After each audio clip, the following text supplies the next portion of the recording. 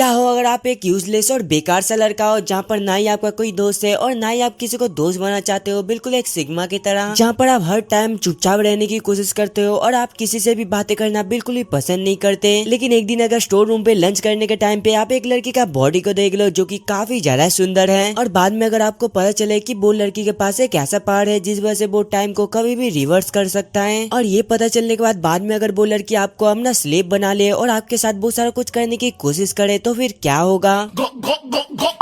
कहानी के स्टार्टिंग में हम लोग सिरोटा नाम का एक लड़के को देखते हैं जो कि हमने लाइफ के बारे में बता रहा होता है कि मेरा लाइफ कितना ही ज्यादा बेकार है, काश कोई आकर मेरे लाइफ में रंग भर दे तो कितना ही ज्यादा अच्छा होता, और मेरे लाइफ से अच्छा ताकाने का लाइफ कितना ही ज्यादा अच्छा है, वो काफी ज्यादा ही परफेक्ट के साथ साथ कितना ही ज्यादा इंटेलिजेंट है। और तभी हमें तकाने के बारे में बताया जाता है कि तकाने पढ़ाई के साथ साथ स्पोर्ट में भी काफी ज्यादा अच्छी है, और इसके साथ साथ सभी लड़के उसको अपना गर्लफ्रेंड बनाना चाहते हैं। और दूसरा सिरोटा जो कि साइड कैरेक्टर की तरह हमेशा ही अकेला रहना पसंद करता है। और तभी हमें लंच टाइम का सीन दिखाया जाता है, और यहाँ पर तो सिरोटा लंच को लेकर स्टोर रूम पे गया था लंच को खाने के लिए, जहाँ पर हमें पता चलता है कि वो हमेशा सबसे अलग यहाँ पर खाना खाता है। लेकिन तभी अचानक से एक दिन तकाने उस जगह पर आकर अपना ड्रेस को चेंज करने लग गई। उसको ऐसा करते हुए देखकर तो यहाँ पर सिरोटा काफी ज्यादा शॉक्ड हो गया था, जहाँ पर वो जल्दी से अपने आंखें को बंद कर लेता है क्योंकि वो ये सा कुछ बिल्कुल भी देखना नहीं चाहता था। ये सा कुछ देखकर तो मैं सिरोटा को बस एक ही चीज कहना चाहता हूँ, शाबाश बेटा,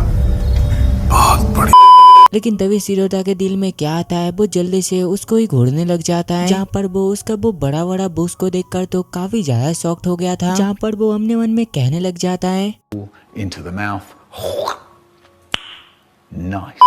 लेकिन तभी अचानक से उसको रियलाइज होता है कि आखिरकार उस जैसे इतना खूबसूरत लड़की इस जगह पर चेंज करने के लिए क्यों आई है, जहाँ पर उसको ऐसा लग रहा था कि क्या तकाने सच से कुछ छुपा रहा है। और आगे जब भी वो लोग क्लास पे जाते हैं, आज तो उन लोग का टेस्ट का रिजल्ट निकलने का दिन था, और यहाँ पर तो सिरोटे को 52 मार्क्स आए थे। इसी वजह से वो तो यहाँ पर काफी ज्यादा हैरान था, जहाँ पर उसको समझ नहीं आ रहा था कि आखिरकार उसको इतना मार्क्स कैसे मिल गए। और दूसरा जिसको हमेशा 100 मार्क्स आते थे उसको तो आज 98 मार्क्स आए थे, और वो और कोई नहीं था बल्कि हमारा तकाने था। ये जानने के बाद तो यहाँ पर सभी काफी ज्यादा हैरान हो गए थे। और दूसरा हम लोग तकाने को देखते हैं जो कि टीचर से बार बार ये कह रही थी कि प्लीज आप इसको दोबारा चेक करिए। वो बताते हैं कि मैंने सबका पेपर दो बार चेक किया है और तुमको 2 मार्क्स नहीं मिले, ये तुम्हारी गलती है। लेकिन तभी अचानक से सिरोटा ये देखता है कि इस वजह से तो वहाँ पर तकाने काफी ज्यादा उदास लग रही थी। लेकिन तभी अचानक से वो ये देखता है कि तकाने जल्दी से सबके सामने अपना पैंटिस को उतार देती है। ये देखकर तो क्लास के सभी लोग काफी ज्यादा परेशान हो गए थे। और दूसरा तो ये सब कुछ देखकर सिरोटा मन ही मन ये कह रहा था कि मुझे समझ नहीं आ रहा है कि आखिरकार तकाने करना क्या चाहती है। लेकिन जब भी वो अपने पलके को झपकाता है, वो ये देखता है कि टीचर तो सबको अपना अपना टेस्ट रिजल्ट देने ही वाला था। ये देखकर तो शुरुआत में सिरोटो को ऐसा लग रहा था कि शायद ये सा कुछ कोई सपना होगा, जहाँ पर वो ये देखता है कि जैसे सपने में हुआ था अभी भी ठीक वैसा ही हो रहा था। लेकिन अभी बस तकाने का नंबर 98 नहीं बल्कि 100 था। ये देखकर तो यहाँ पर सिरोटा काफी ज्यादा शॉक्ड हो गया था, जहाँ पर वो जाते हुए अपने मन में कहने लग जाता है कि मैंने देखा था कि उसका नंबर 98 था, तो आखिरकार पैंटिस खोलने के बाद उसका नंबर कैसे बढ़ गया? क्या ये सा कुछ कोई सपना था, ना कि उसके पास सच में कोई पावर है? और मुझे आखिरकार ऐसा क्यों लग रहा है कि उसने दोबारा टाइम को रिवर्स कर दिया, और इसी वजह से आगे वो सीधा काउंसिल रूम पर जाकर तकाने से कहने लग जाता है कि रिजल्ट देने के दौरान क्या तुम्हारा नंबर 98 नहीं था? उसका ये बात को सुनकर तो यहाँ पर तकाने काफी ज्यादा शॉक्ड हो गई थी, जहाँ पर वो अपने मन में कहने लग जाती है कि लगता है इसको मेरे बारे में सारा कुछ पता चल गया। इसी वजह से आगे वो काफी ज्यादा गुस्सा होकर उसके तरफ बढ़ने लग जाता है, जहाँ पर वो उससे पूछने लग जाती है कि क्या तुमने इसके बारे में किसी को बताया? जिस पर वो डर के मारे बताने लगता है कि नहीं नहीं, मैंने इसके बारे में किसी को भी नहीं बताया। उसका ये बात को सुनकर तकाने सीधा उसके काफी ज्यादा नजदीक आ जाती है, जहाँ पर हम लोग ये देखते हैं कि हमारा एमसी का नजर तो कुछ अलग ही जगह पर था, जहाँ पर वो हर टाइम उसके बुक्स को ही देखे जा रहा था। और आगे तकाने उससे कहने लगती है लगता है तुमने मुझे स्टोर रूम पे देख लिया, मैंने सही कहा ना? उसका ये बात को सुनकर तो यहाँ पर सिरोटा काफी ज्यादा शॉक्ड हो गया था, क्योंकि यहाँ पर उसको समझ नहीं आ रहा था कि आखिरकार तकाने को इसके बारे में कैसे पता चला। और तभी अचानक से हम लोग तकाने को देखते हैं जो कि एक इविल स्माइल देते हुए कहने लगती है जो हो गया सो हो गया, हम लोग वैसे भी ये चीज को बदल नहीं सकते, इसी वजह से तुम आज मेरे साथ एक डील करने वाले हो। ये कहकर ये आगे वो उसको बैठने के लिए कहकर वहाँ पर पानी लेने के लिए जाती है, और आगे जब भी तकाने उसको पानी लेने की कोशिश करती है वहाँ पर सिरोटा तो काफी ज्यादा डर रहा था, जहाँ पर हम लोग ये देखते हैं कि इस वजह से उसका डर के मारे हाथ कांपने लग जाता है, क्योंकि यहाँ पर उसको ऐसा लग रहा था कि शायद तकाने ने इसके अंदर जहर मिलाकर उसको दिया है। और इसी डर के वजह से तो आगे उसका हाथ से वो पानी गिर गया था, लेकिन यहाँ पर तकाने भी थोड़ी ना कम थी, वो जल्दी से उसका वो पानी से बच जाती है। इसी वजह से आगे सिरोटे उससे माफी मांगती है, वो पानी को साफ करने लग जाता है। दूसरा हम लोग तकाने को देखते हैं जो कि कहने लगती है कि सच में ये काफी ज्यादा बढ़िया था। ये कहकर आगे वो जल्दी से धीरे धीरे उसके सामने अपना कपड़े को उतारने लग जाती है। और जब भी वो ऐसा करती है टाइम तो दोबारा रिवर्स हो गया था, लेकिन तभी सिरोटे नोटिस करता है कि अब की बार तो पानी गिरने की वजह से उसका टी शर्ट पूरा भीग गई थी। और इसी वजह से तो यहाँ पर तकाने का बहुत साफ साफ दिखाई दे रही थी। और ये एनीमे को देखकर मैं ये एनीमे के बारे में कुछ चीजें बताना चाहता हूँ। ये एनीमे कोई नॉर्मल एनीमे नहीं है, बल्कि ये एक जन्नत है। काश मैं भी सिरोते की तरह इस जन्नत पे घुस जाता तो कितना ही ज्यादा अच्छा होता। और आगे तकाने एक चेयर पे बैठकर उससे कहने लगती है कि तुमने मुझे पूरा भिगा दिया, इसी वजह से जल्दी से तुम मेरा बॉक्स को साफ करो। और आप लोग ये चीज को देखकर आखिरकार क्या सोच रहे हो? क्या हमारा एमसी इस मौके को जाने देगा? नहीं, वो ऐसा नहीं करता, बल्कि वो इसके लिए भी बिल्कुल तैयार हो जाता है। क्या दिन आ रहा है हमारा इधर कोई लड़की नहीं मिल रहा है। और दूसरा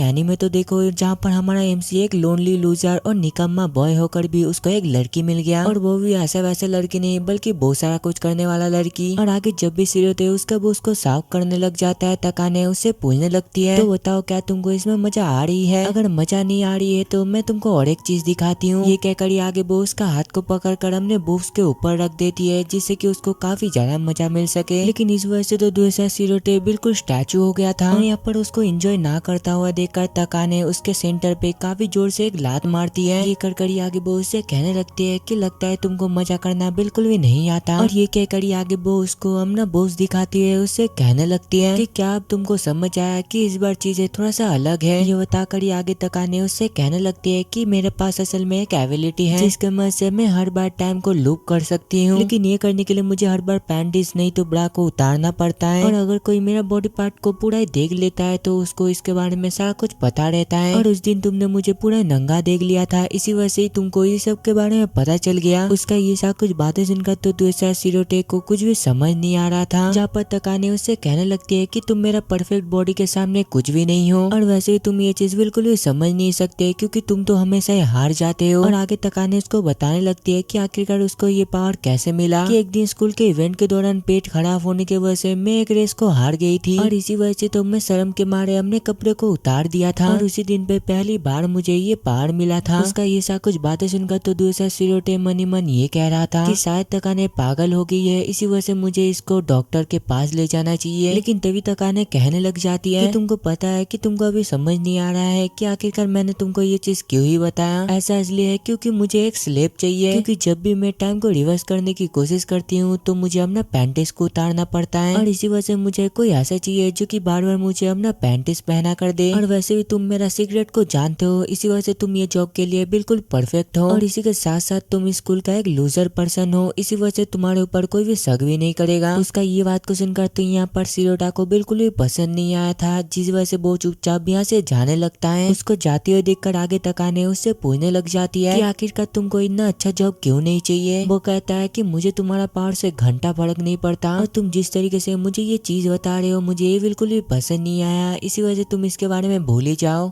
शाबाश बेटा, बहुत बढ़िया।